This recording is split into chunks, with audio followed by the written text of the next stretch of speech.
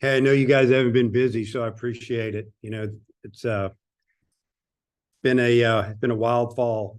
First things first, just a shout out to Coach Watson and volleyball, and Coach Hale soccer, Coach Buckman again. All three of those guys, SEC coaches of the year, had great falls. Excited about what's gone on for the most part, and looking forward to jumping into basketball season. And it was a great win last night against Duke. I really enjoyed it. Atmosphere was amazing. Uh, it was fun. And then baseball is just around the corner, so we're pretty excited. Fall went great. For the most part, stayed healthy, which is always a concern in the fall. The fall is all about development. It still is, still going through that, but got to see a lot of good things. Excited about where the program is and the potential of what could happen this spring. Go ahead, Hutch. Yeah, Dave, I'm curious, after seeing everything in the fall, what maybe position battles are still kind of looming that are going to have to be sorted out with preseason practices? Yeah, I almost really feel like the position battles are going to always be there. I truly believe that's a big part of our program and the way we run things here, that you just have to keep working to play. Even if you're a returning starter, obviously your name's penciled in and until it's not. And I think the competition is what makes players better. I think the competition amongst teammates makes you better for the future. A lot of these guys are going to play pro ball, teaches you how to fight through the minor leagues. So, kind of answering your question, I still feel like they all have to fight. But, if you're talking about wide open, nobody's back, no starter there, you could look at a lot of positions on our team right now, and it's been that way 3 years in a row. And we're going to find a way to get it done again this year. But, the catching spot is it's amazing this year that we have 4 really good catchers. And, a lot of times you're just hoping you have 1 and a quarter. And what do I mean by that? You're just hoping a guy that could back up your starter and give him a rest every now and then. But, I mean, honestly, we could catch any one of these 4 guys and feel good about it. They're all a little bit different.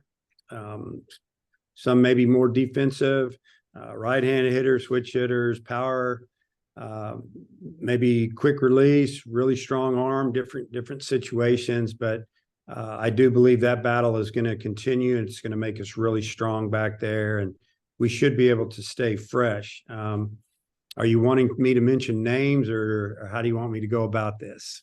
However you want to take it. Okay. Well, you guys are at a lot of our scrimmages and practices, so talking about Hudson White, transferred in here from Texas Tech and had a pretty good reputation about it being a good hitter, and maybe it's crazy. You talk to one coach and they say, yeah, he's a really good catcher, and another guy would say he's just an okay catcher. And he came in here, and he's probably the most improved defensively of all of our guys from the time he walked in the door, until like right now. And what do I mean by that? I mean, his receiving skills have gotten better, keeping pitches in the zone longer. And I credit Bobby Wernis and Coach Hobbs for really showing him the way as far as with technology, keeping balls close where you're going to steal some pitches. Just have done a tremendous job there. And then obviously Parker Rowland had an incredible fall offensively. And that was the issue last year. He caught great, threw great, but he didn't hit very well. I mean, he was amazing this fall. And if he was sitting in here with me, we'd be kind of giggling about it, but it was shocking how much better he was. And he went out to summer ball, played ball, did well, made the all-star team. And, he wanted to play baseball, and he got better. And then true freshman Ryder Helfrich he's the future. He may be the guy that catches a lot this year. I mean, time will tell. I don't want to put that on him. It's hard for a freshman to manage an SEC staff, especially one like we have, without some help. So I think it's a perfect scenario for him where he can play and get after it and get some coaching from our older catchers. And learn from watching, learn from playing. And then Hudson Polk, he came in and had a tremendous fall, hit the ball extremely hard, hit 4 or 5 home runs. And, it's fun to see kids get better, but when you're dealing with the possibility of kids getting drafted after their junior year, the guys jumping in the portal, you just got to recruit. And you kind of, when the smoke clears, usually you might have 2 catchers and a walk-on, and we just happen to have 4 really good catchers. So is it a problem? No. Is it a good problem? Yes. But we'll work it out. They're all really good teammates. So other positions, that took a long time. Outfield is still a work in progress. Kendall Diggs is our starting right fielder. I mean, he played longer than anybody this summer. They won the Cape Cod Championship out there. He had some good days and okay days. Was a little tired, but he's a guy. He's earned it. Right field is his until it isn't, and I don't think it's going to be anybody else's. I could DH him a little bit, but I plan on him playing right field. We have, and the other guys are new. You got Ty Wilmsmeyer from Missouri, hit 300 there last year. Did not hit this fall. Didn't hit our pitching. Played great defense. I think he's a lot better hitter than he showed, and we hope he is. But he's a really good defender. He's a center fielder. And then Will Edmondson is transferred from a junior college. Had a good fall. Got better and better as fall went on. Learned how to deal with the velocity he was seeing, and got better in the outfield. Had a good fall. And then another guy we didn't play out there much because he was working at third was Jason Jones. And for those of you that remember last year, that was injury after injury after injury after injury. I played Jason Jones in left field against Mississippi State, and I thought he looked really good until he took about a 95-mile-an-hour fastball in the helmet, and I had to pull him out of the game. But we've been working with him out there because we're trying to get everybody in the lineup that we need to get in the lineup. And but he's still working at third. So those are some of the guys in the outfield. And then third base, you got Peyton Holt. You got Jared Sprague-Lott, who played at Richmond last year. That's one of our top defenders. Started hitting the ball really well at the end of the year. He hit 300 at Richmond last year, and he could play anywhere. He's kind of our utility guy. Play short, second. He can play first if we want him to, but he also is a really, really good third baseman defensively. And then Jason Jones can play there as well, and that's probably what you're looking at. At second base, it's Peyton Stovall's job to lose. He was incredible fielding the ball this fall. He didn't play in scrimmages, just talking about practice, workouts, all the way up. And today is our last official day we can work with our players. I don't know if I've seen him miss one ball, and it's been incredible. His skills have just gotten better. The arm's coming along. He's got like one more week of structured throwing program. But he looks better than ever. He's swinging the bat now. Obviously, it's not off live pitching, but sometimes when you get something taken away from you with an injury, you just appreciate everything more. And it's been fun there. Obviously, Peyton Holt is an outstanding second baseman. Sprague-Lott is an outstanding second baseman. So we're going to be fine there. Shortstop, Beheva Aloy transferred in here. Is just getting better and better with the glove. Big kid, got a lot of power. I think he led our team in home runs this fall. I think he had 14 or 15 as a true freshman last year. He's very coachable, and he's letting us coach him, and we're watching him get better. And then Sprague-Lott is probably his backup. So that's a quick run around, except for first. And at first, it's Ben McLaughlin and Jack Wagner. McLaughlin was our DH down the stretch, one of our top hitters. Had an opportunity to sign pro this summer. Turned it down, didn't get drafted, would have been drafted at probably about the 15th round. There was one team that was really, really into him, and with a lot of communication between myself and Ben, he's back. Let's just put it that way. So we're excited that we're going to have him plugged in the middle of our lineup, because I think he's going to drive in a lot of runs. He's a contact guy. He's got some power. Got off to a slow start in fall ball, a lot of experimenting at the plate.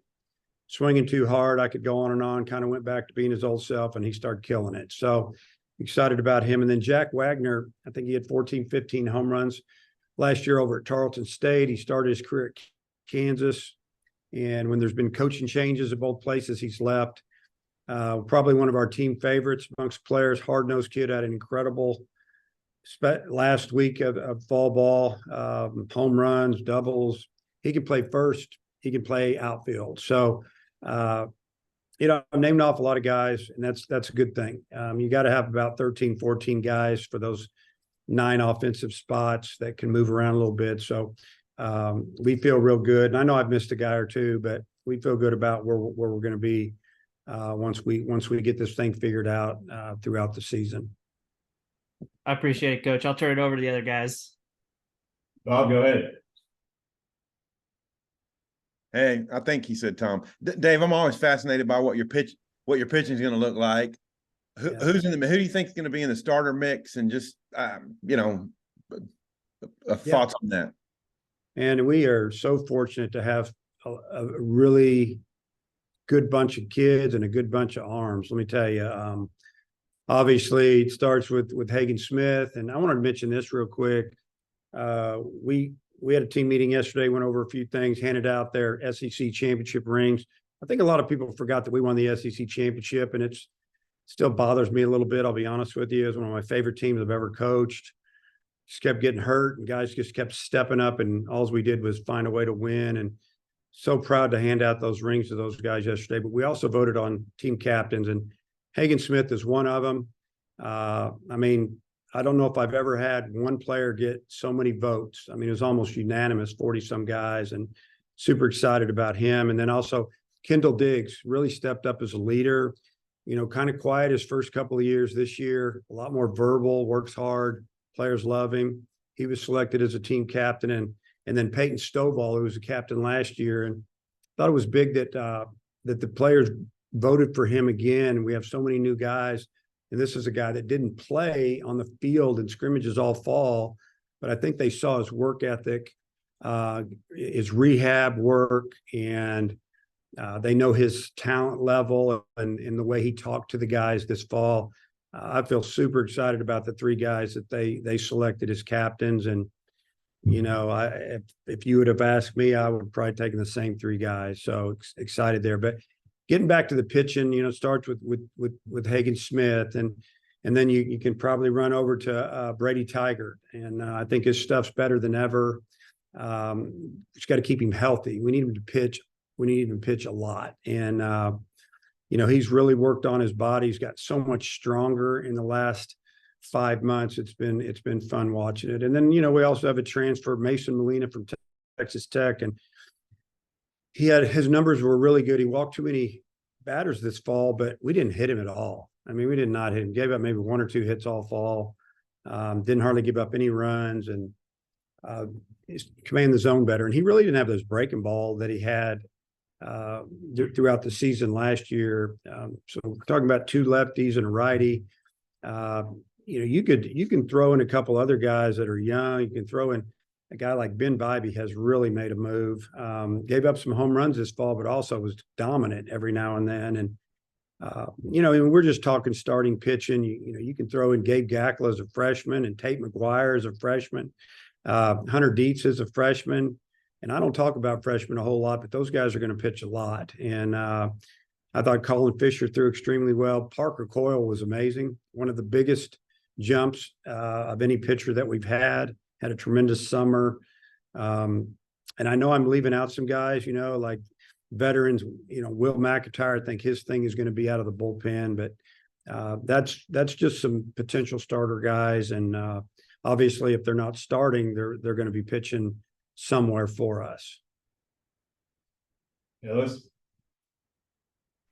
Yeah, Coach, I know you don't really know what type of team you have until they start playing other teams, but have you allowed yourself to kind of start thinking of, hey, we're better in this area, maybe we're worse in this area, start comparing and contrasting to some of your more recent teams the last few years? Well, I think as a coach, you're always doing that. You're always pondering things, thinking about how you can get better. Hey, last year we did this or did that. But, I think back of I think back to the 22 team, how great that infield was. And so all fall last year, we're talking about that infield. How are we going to, we'll never have that infield again. They were unbelievable. And then all we did was work, and our infield was really good in 23 as well, fielded like 981. So I guess if you're doing your job as a coach, you're always thinking into the future. You're always trying to correct your deficiencies, so to speak, and your weaknesses. And, that's what we do. But I don't see major weaknesses. Are we going to have as good as an outfield as we had last year on the offensive side? Time will tell. If we don't do as much damage at the plate with our outfielders, we got to pick it up with our infielders and our DH. I mean, pitching wise, I like what I see. I like the potential. I like the stuff.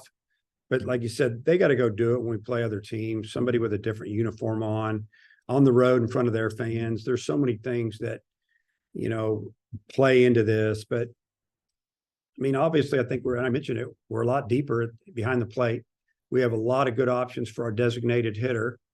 I feel like that, example, John Bolton did a great job at shortstop for us last year. Didn't swing the bat a lot. We have a good shortstop. He's very dangerous at the plate. And so, there's a little give and take. Second base, we're going to be fine. Third base, we're going to be fine. I don't think we've gone backwards very many places, if any. The outfield is very inexperienced. I mean, we lost Tavian Josenberger, who's an incredible leadoff man last year. We were rolling until he got hurt, and then we really struggled. By the time he got it going, our season ended. And so that's still a work in progress. Center field, outfield play. So, but for the most part, we have enough. I'm sure the rest of the league has enough. It's going to be who can do it on Friday, Saturday, Sunday, Thursday, Friday, Saturday, and we'll see what happens. All right, Bob, close it out. Hey, Dave, you started to say something there about that something bothered you, and you were talking about handing out the rings. What were you? Well, what bothers me, I said, we won the SEC championship. A lot of people didn't even realize that. I mean, we won the SEC 2 out of the last 3 years, whether we tied with Florida or not. I just felt like the season ended. It was kind of sad. I felt bad for the team. They weren't really celebrated. They won the SEC championship in baseball. I mean, they beat LSU, won the national championship. They had the most talented team in the country. They kicked it into gear at the end of the year. And but our guys fought all year long with a bunch of injuries. And I was just so proud of them. And I told them that yesterday, that I haven't been around a bunch of guys that fought like they did. And when, 2 pitchers, 3 pitchers go down, a couple position players, starters go down, we just kept finding ways to win. And giving them that ring was special. And, they weren't celebrated at all. The season was over, bang, we moved on. People were disappointed. I love that team. And I wanted to make sure that they felt that from our staff. And we tried to get as many of them back that weren't still on this team to have that little celebration yesterday, kind of privately. And yeah, that's what I said. And Kendall, I mean, we know he can hit. He seems like he's really come a long way as an outfielder. I remember he was on some highlights, on ESPN from, I guess, summer ball. Just wondering where you think Kendall is defensively.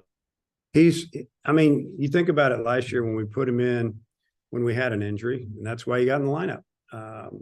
Put him in right field, and he made the plays, but it sure didn't look pretty, did it? And he knew it, but he made the plays. He fought some ball. Then it just started smoothing out. I mean, this is a guy, when you think about it, he played shortstop in high school. He came here, we played him at third, we played him at second. We loved his swing. Had a strong arm, a little different arm action, maybe for a left side infielder, more of a lower slot, but that's fine. But there was always somebody a little bit better.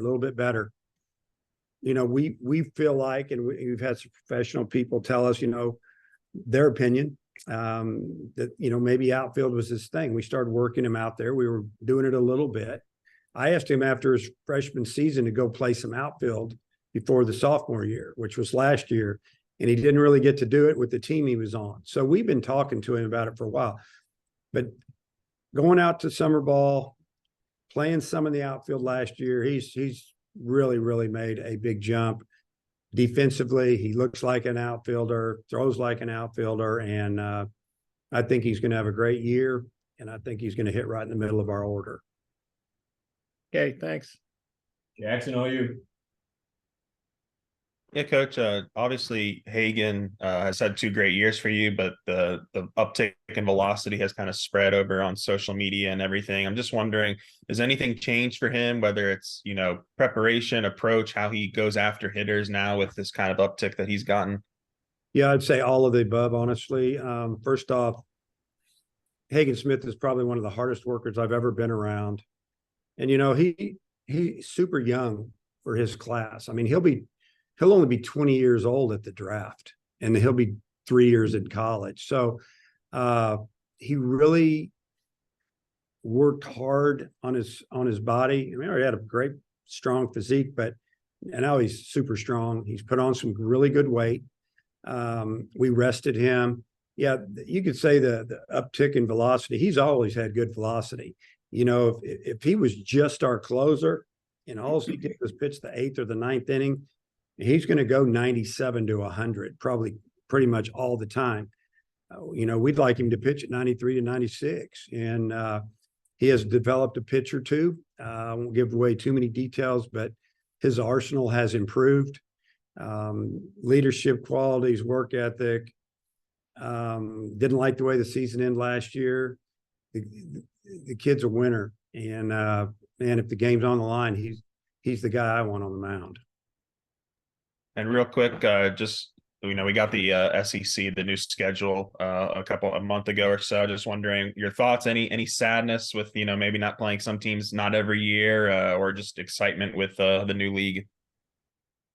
Yeah, I wouldn't call it sadness, but I would. I mean, I'm not in love with top to bottom with that many teams. I might have been one of the coaches in the room that voiced my opinion that I think baseball is about divisions. It just seems like we follow MLB on a lot of things, rules, this and that. And, I would have liked to have seen 2 divisions or 4 divisions. And, I don't know, but it is what it is.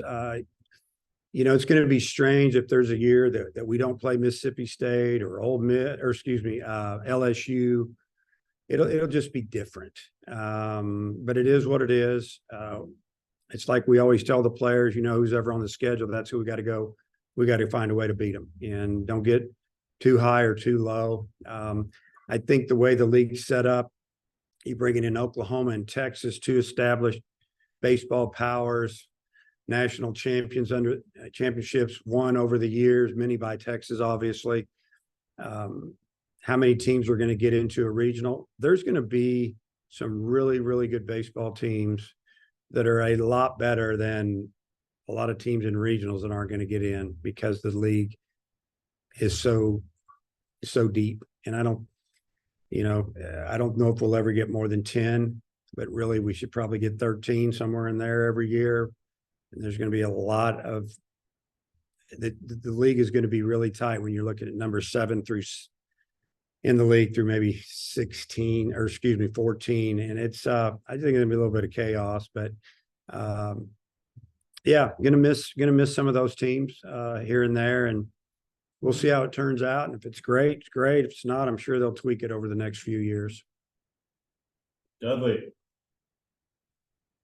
I know you announced your recruiting class since then. Just talk a little bit about what you got done with that and how you and your assistants really put together a pretty good class.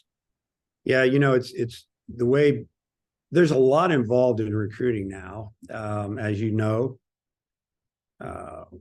there's 11.7 scholarships. There's other ways. There's some teams that have a little more than others. You just leave it at that. It's really hard to put together maybe 2 or 3 top 5 ranked classes. We had an incredible class come in this year. I just have to be careful on how I word all these things. But we went out and got some really good players that really want to be at Arkansas. There's a lot of kids that we felt like we probably could have gotten, and after talking with them for a while and being around them, sometimes financially we just couldn't get them, so to speak. So we did the best we could. They recruits these days, they want to know that they have a great opportunity to play now, and they see that you have a 1 or 2 ranked class come in, and a couple of guys are there from that are at their positions. You deal with that a little bit. You throw in a few other things, and you move to different guys. I really like the class we have coming in. Athletic, some good arms, some solid guys that I think can come in and contribute quick. Recruiting these days, again, it's never over. It wasn't before, but it's even more so now. You're recruiting till the day we start school almost, because of the landscape of everything. So jumping around on your question a little bit, excited about our class, excited to watch them play and see how they do this spring, and try to get as many of those guys to school. Appreciate it. Oh, come back around again. Yeah, Dave, I was wondering what your reaction was to the new Arkansas Edge NIL collective, just kind of what you think about all that. I love it. We need it. We need it. Can't really talk about it, but there's a lot going on in the SEC, the ACC, all over the country. And you just want to be able to compete for players on an equal basis. And, that would be huge for our program if we knew where we were at with the collective, and knew what these guys would have an opportunity to,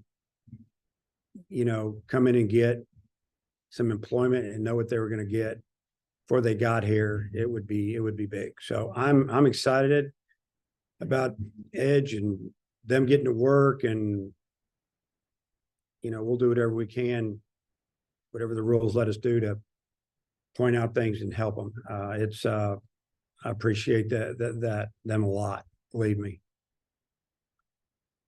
Great, Coach. Thanks for your time as always. Okay, see you guys.